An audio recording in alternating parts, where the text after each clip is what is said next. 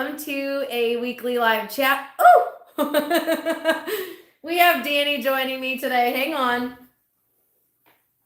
Go on. Thank you. Alrighty, everybody. We've got Tiny Terrors running around crazy today. Everybody's feeling so much better, which is so awesome. I'm just super excited. All right. Happy Thursday, everybody, and welcome to my weekly live chat. I do try to go live here every Thursday at 5 p.m. Central Time. I am Mary from Mary's Heirloom Seeds, if you don't know.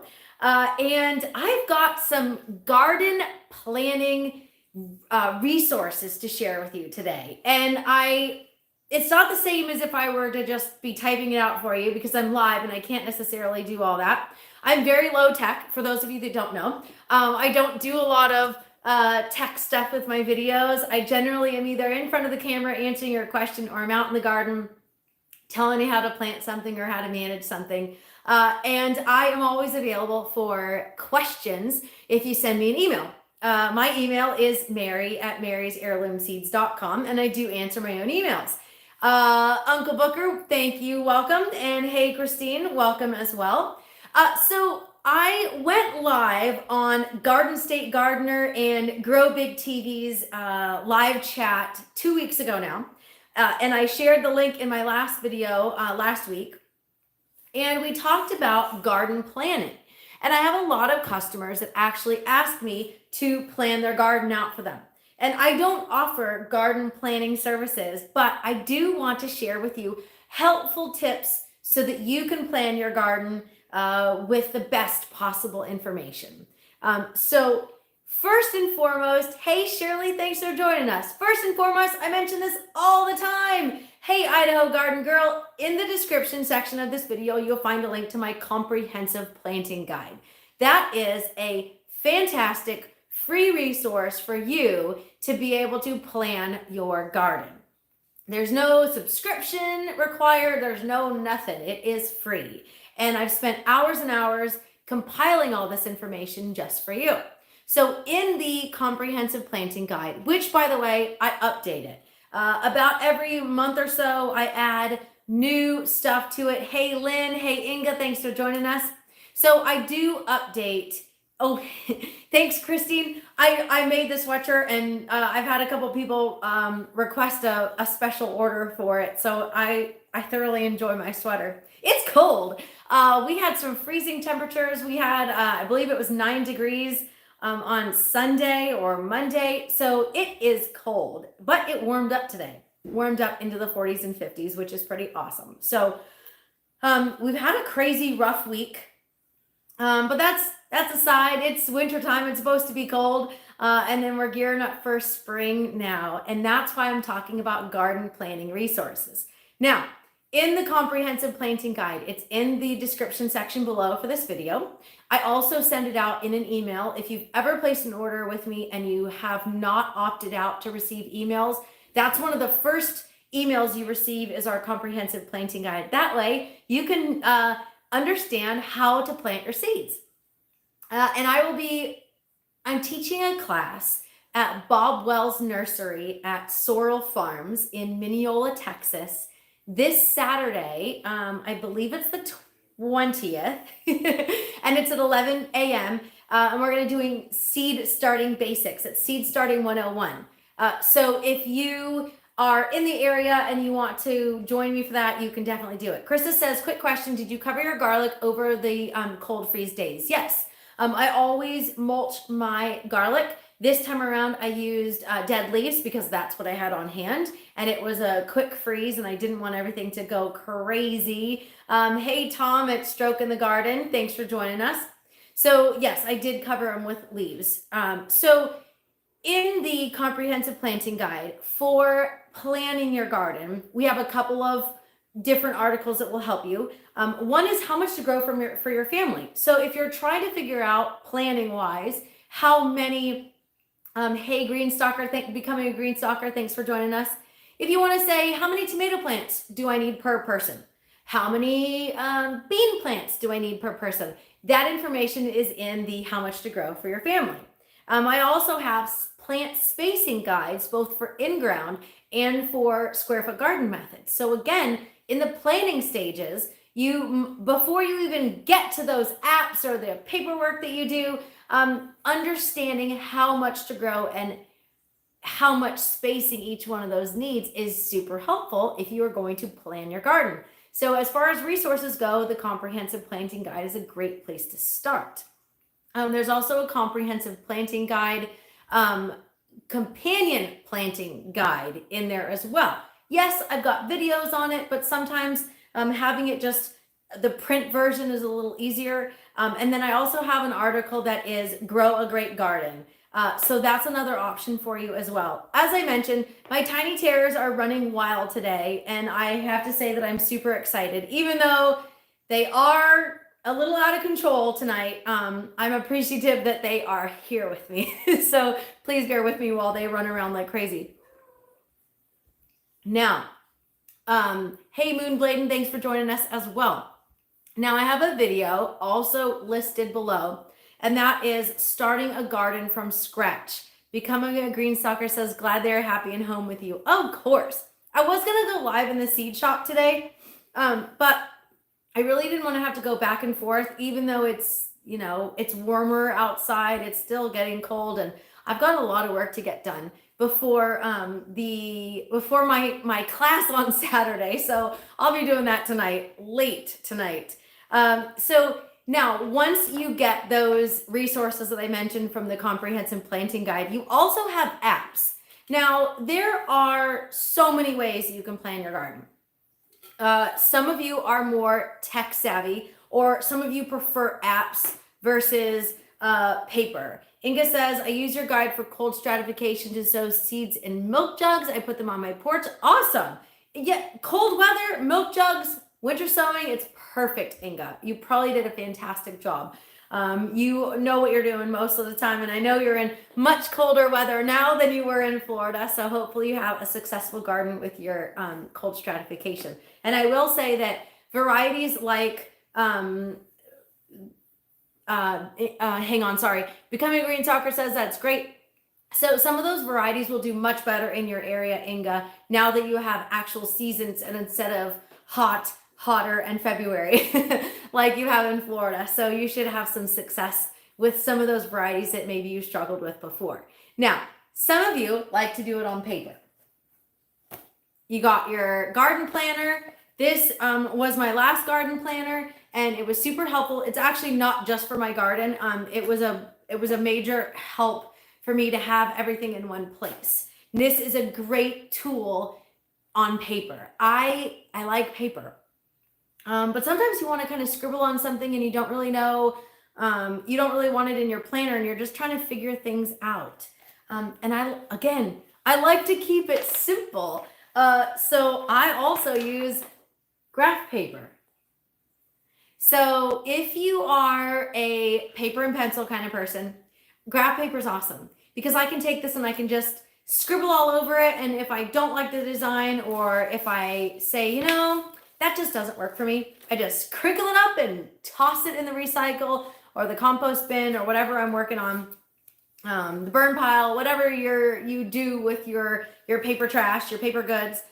So super easy, super simple. If you are looking to plan your garden out, this is a great way to do it on paper if you like to. I personally prefer paper, but that's me. I'm a little more old fashioned as far as that goes. Becoming a Green Stalker says kicking it old school. I do.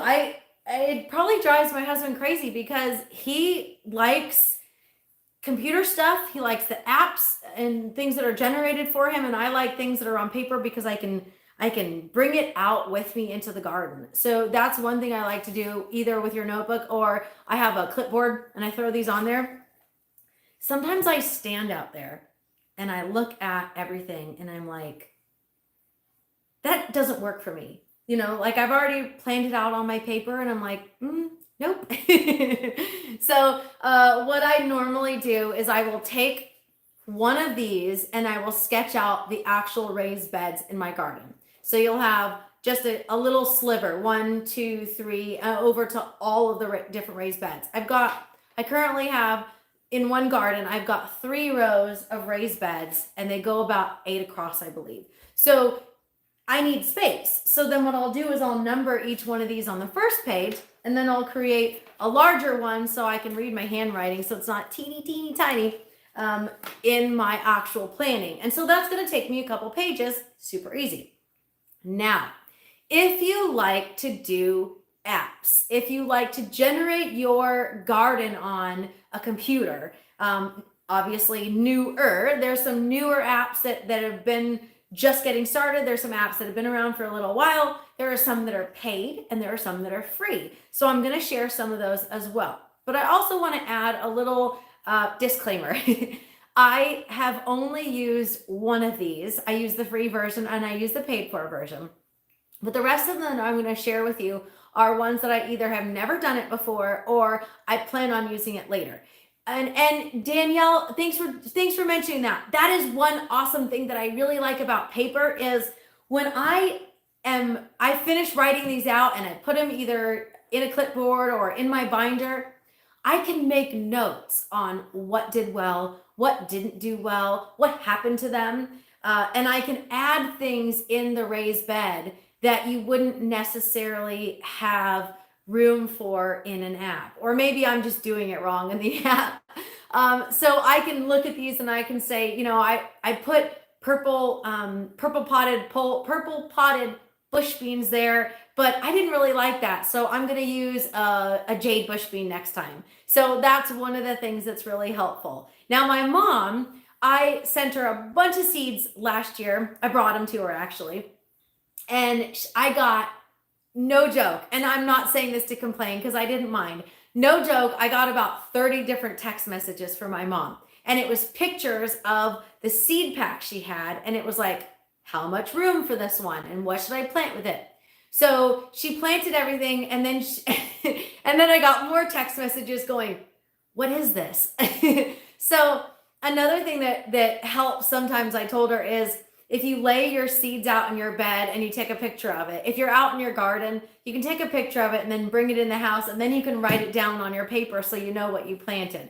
Personally, I bring my paper into the garden and it's muddy and dirty by the time I'm done with it because I've scribbled on it or whatever. I've taken my gloves off sometimes and scribbled on it. So it's totally up to you how you want to do your garden planning. But sometimes just writing it down on a scrap of paper like this or on something that you're going to put in a binder is really helpful because maybe it doesn't matter what you planted in certain areas, but maybe you're wondering, what did I plant there? So it's helpful to write it down or at least have it somewhere.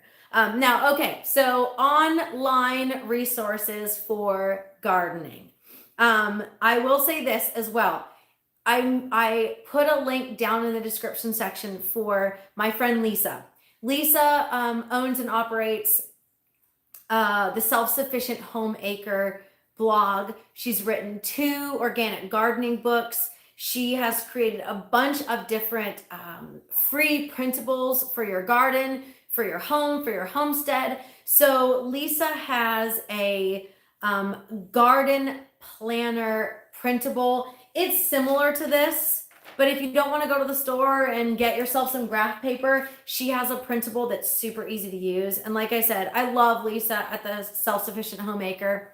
Go to her website, the link's there. You don't have to pay anything. You don't have to sign up for anything. You just click the button for your freebie and she's right there. But while you're there, check out some of the great information she has about gardening. She's got a ton of great info on organic gardening and homesteading. All right, so free apps and paid for apps. So the Old Farmer's Almanac. Hey, Jill, thanks for joining us. The Old Farmer's Almanac has a garden planner. It is a 7-day free trial, and then after that, you have to pay for it. Now, it's totally up to you. Again, I'm just throwing all these resources out there. That is the only app from what I'm going to mention that I have personally used.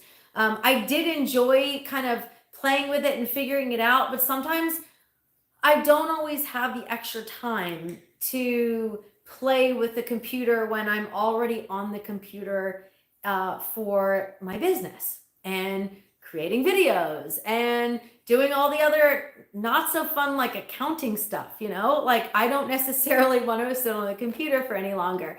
But if you don't have a business, have a job that requires you're on the computer often, and maybe that would work for you.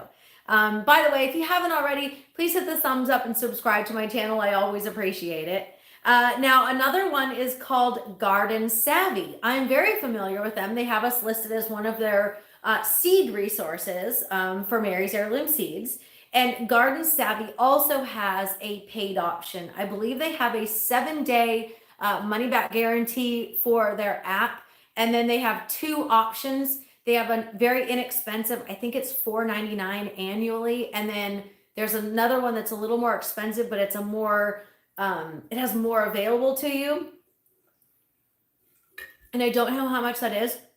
But again, if you go to Garden Savvy, you go to their garden planner, and they've got a lot of resources as well. Like I said, we're mentioned as a seed source. Gardenia's My Garden has an app. It might just be Gardenia's. They have an app for planting as well. And I believe that one might be free. Don't quote me on it, because again, I have not used it, but I scoured the internet for different resources for you guys tonight, because everyone wants to know how to plant your garden. Or not everyone, I take that back. Some of us just like to wing it and figure out what works for us, but these are some options that you might try if you prefer to do a computer-generated garden plan. Better Homes and Gardens even has a garden app. And again, I don't know if it's free or if you have to pay for it, but Better Homes and Gardens, that's their business. So they have an app on their website as well to plan your garden. Now, this one was brought to my attention today, and this one is free, but it is brand new. So I don't know if it's glitchy or if it's awesome, but I was hearing some awesome stuff about it, that you can really do a lot with it for your garden that is free. And it is called Seed Time. And it's time, Time, not Thyme, for the garden pun people in our group. So Seed Time will help you choose things for your garden, plan out your garden. They have some pre-made garden plans that are helpful as well. And listen, I have gone on Google Images and done garden plans, and from the Old Farmer's Almanac, people have already created their garden plans, and then it's available for you free as an image. So that's an option for you. So Becoming a Green Stalker says, okay, it is free, but to do anything cool with it, you have to pay, and pay a lot.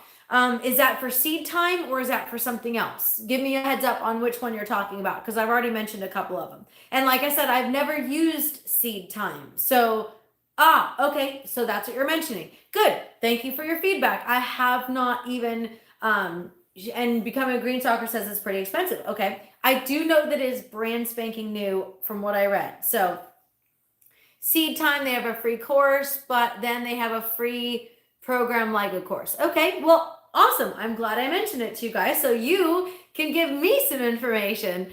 Now, there's some free resources. I want to say that there are a lot of great information out there for websites, blogs, but also keep in mind that anybody can create a garden plan online. It doesn't necessarily mean that it's going to work for you.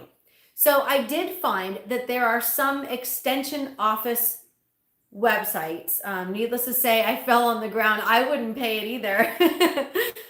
Okay, so let's talk about that real quick. I'm gonna sidestep my online resources that aren't necessarily garden planning and mention something to you as well.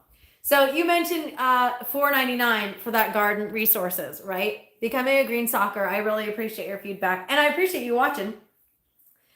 I had a customer. So you want to talk about free resources? Your friendly seed lady can also help you. She is also a resource. And yes, I'm talking about myself in the third person. So I had a customer reach out to me this week, and it was too amazing of a question not to share with you. And it kind of goes right on in with everything. Inga says, honestly, Mary, your resources are much more in-depth and understandable. Well, thank you. And they're free. So here's the question I received. And I want to stress how important this is. They reached out to me. They asked me a question. I gave them my feedback and said, hey, I want to hear what you have to say about it. And then I got an email this afternoon. So I'm buzzing, by the way. January is Plant for Pollinators month. So don't forget, we've got free seeds. And we've got our zinnia postcard with a lot of great information on pollinator info. So here's the question. This is exactly how it came through. So just hear me out. If a person could only afford 10 packs of seeds, many of us are already there, and needed the most nutritional value for his family, in your opinion, what should they be? That is a fantastic question. So if you know me, you've gone live with me a bunch of times, you know there is no way that I'm just going to finish that response with a single statement or a single sentence, right? I've got to give a whole picture to everything. So I actually put this down on paper so I wouldn't forget. So I had all the information. First, I would shop our current seed sales because you can get more bang for your buck. Your seed budget will go further with our seed sale than it would just buying full price packs. Not that our full price packs are expensive, because they are reasonable, but you might be able to say if you had X budget, you might be able to get more than 10 packs. Hey, Alicia, thanks for joining us. So if you had a specific budget, you might be able to get more than 10 packs for your money. But I also know that that's not what he was asking. So I have more in-depth information. Heavy producers, in my experience, are Black Beauty zucchini, crookneck squash, patty pan, yellow pear tomato, and a few others. Pole beans, peas, Swiss chard. Swiss chard in particular, hey Agape Field, Swiss chard in particular because it can grow for a year or more depending on your area. Same with collards, same with kale. So choosing something like that you can continue to harvest would be beneficial financially and nutritionally, because those are higher in nutrients than, say, a regular butterhead lettuce. And then also cucumbers, collards, I mentioned already, and eggplant. So those are heavy producers. So if you want something that's going to give you a lot over a period of time, those are fantastic options. Now, I also have a list of nutrient-dense food. And those are things like spinach, kale, Brussels sprouts, turnip greens. Turnip greens are very good they're high in a lot of nutrients, but also you can use the greens and the roots. So they're a double duty crop. Broccoli, carrots, Swiss chard, again, I mentioned them again. Cabbage, collards, beets, and cauliflower. So Inga says, and some of your packs like cabbage or lettuce have a ton of seeds in them, so many cabbages or lettuce. Exactly. So things like Agave Field, do you have any light green eggplant seeds? Yes.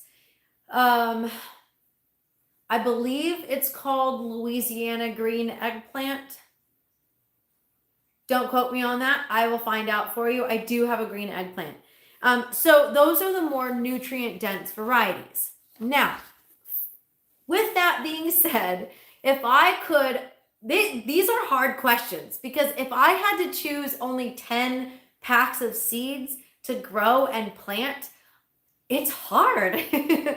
We have over 850 varieties. So I needed to find heavy producing varieties that are high in nutrients. Because again, you want a really good selection. So if I had to choose 10 packs, it would be, drum roll, it would be Black Beauty zucchini, yellow pear tomato, or San Marzano, because San Marzano is great for all sorts of things. It's a very versatile tomato, great for sauce, but yellow pear is also a heavy producer. So just depends on what you're using it for.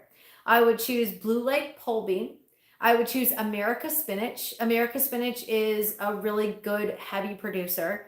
I would choose rainbow Swiss chard because you get multiple colors. Colors are good when you're growing stuff and you're eating it. Lacinato kale, suyo long or Armenian cucumber. They're both heat tolerant. I really like them. They're longer. They are heavy producers. They are just delicious. They really are. You can make pickles out of them. You can eat them, slice them. I haven't made cucumber chips like in the dehydrator, but someone mentioned that you can dehydrate them and for chips. And then I would choose Oregon pea, black beety eggplant, and white scallop squash. So Thai long green, thank you very much. I appreciate it. See, I don't even know all my own varieties. Over 850, and I still try to keep them all together. So the Thai long green is a long one. I don't have a round green zucchini. Sorry, eggplant. Now, I also followed up my email with, if there are varieties that I mentioned that are not desirable to that person, I would add a couple if you wanted to kind of wiggle one out and put the other one in. And that would be Georgia green collards. It's a heavy producer, fantastic producer. I have one outside that I planted in 2022 and it's still producing, which is pretty awesome. Pak choy cabbage I would choose. Detroit dark red, which is a double duty crop. You got the greens and you've got the bulb, which is a plus. Purple top white globe turnip, again, you can eat the greens and you can eat the roots. And those are a huge plus. Those are ones that I would kind of figure it out. Or I would choose a pumpkin, like Seminole pumpkin. It is a fantastic long storing variety that would do really well. So again, you can fiddle through there and see what might work. Now, I got a response from this customer that was actually really good, and they had their feedback for it. And that was that they struggled to trust some of the food in the store, and so they were looking to expand on all of that as well. And some of the things that I missed, things that they eat in particular, not necessarily things that everyone eats, but they added pinto beans because they eat pinto beans a lot and they don't necessarily want to have to buy everything from the store. Yes. So if you have questions about all of this information, you can send me an email. I will be sending out an email eventually with this information. But if you want what I'm discussing tonight in an email, send me a personal email to mary@marysheirloomseeds.com. I will copy everything that I have on my computer right now that is exactly what I'm saying here, and I'll send it to you in an email. Now, what they also added was Hubbard squash or pink banana squash as a long storing winter squash. So if you are looking to get something that will last you through the winter, Hubbard squash and pink banana are fantastic. They also said that they like to eat fruit, either for breakfast or in general. And I didn't even think about it because I was looking more towards vegetables, and they suggested Congo watermelon, fantastic option. And then maybe for a little more flavor to add an onion to that. So again, we all have what we like to eat and what we like to grow, but those are some things that if you are looking at the planning stages of it, and if you had to only pick 10 or 15 packs, think about that. Put some thought into what would you choose if you had a very limited, and some people have a very limited space, so I totally understand that. But that was really an awesome, when you are planning your garden, thinking about things like feeding your family long term, and the nutrient density of certain varieties is fantastic. I do like the fancy varieties, like Chioggia beets. You can definitely substitute those instead of Detroit dark reds. They're both equally as delicious and easy to grow. So just an option for you. Now, before I end for the evening, there are some free resources online that aren't apps, that aren't specifically planners, but things that can give you an idea. The first is your extension office, your state extension or your county extension. They aren't always going to have up-to-date information. They don't always have a lot of information. It really just depends on your state. Texas has a lot of great information, but they also have a lot of pesticide things that I wouldn't necessarily do. Hey, South Florida Sunshine, thanks for joining us. So keep in mind, take it with a grain of salt. There's going to be some conventional methods in your convention offices. I'm sorry, your extension offices. Not that I think it's bad, it's just different. So just consider that and think about where you're getting your information from. And the National Agricultural Library, again, might be more on the conventional gardening side, but there's going to be some great information about when to plant and how to plant. I just searched one day and I found the New Jersey Extension Office, and they had what seeds to plant and when to transplant on their website, and it was specific to their area. So that would be a really huge help for a more region specific option. Now, if you go to marysheirloomseeds.com and you check out the comprehensive planting guide, there are region specific tips there, what to plant and when to plant. Krista says Texas A&M has free pinchables on different veggies and stuff. Awesome. I love to hear that. I will be going to some of the local extension office classes that they have. So I'm super excited about that. Let's see. New Jersey extension was great. That's how I knew what would grow well. It didn't stop me from getting other varieties. Of course not. South Florida says ours is pretty good, but yes, more synthetic. So I'm very familiar with the Florida extension website because I used it often when I lived there, and I still use it often to share information for our Texas gardeners. So that's where I kind of go, well, there's an extension office for a reason. You just have to take it depending on how you grow. If you grow organic, just use your own ways of growing as far as that goes. But it would give you some ideas on when to plant and how to plant. So think of that. Melinda says, hi from Texas Panhandle. Hello from East Texas. All righty, everybody. That is my live chat for tonight. I hope you enjoyed it. Today's discussion was garden planning resources. I went live on Grow Big TV 2 weeks ago, and we talked about garden planning. And I didn't share all this information, but I did share a lot of great info.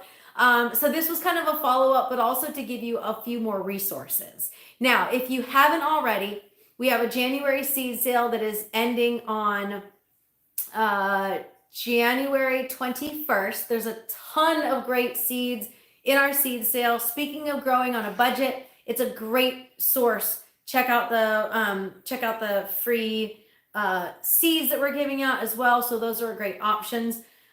We've got our Plant for Pollinators info. That is great. And that's about it. So if you've got questions, you can send me an email. My email is mary@marysheirloomseeds.com. My website is marysheirloomseeds.com. And if you have further questions, you can always comment in below. You can watch the replay when it's ready. And if you're local, come join me at Bob Wells Nursery on Saturday the 20th at 11 a.m.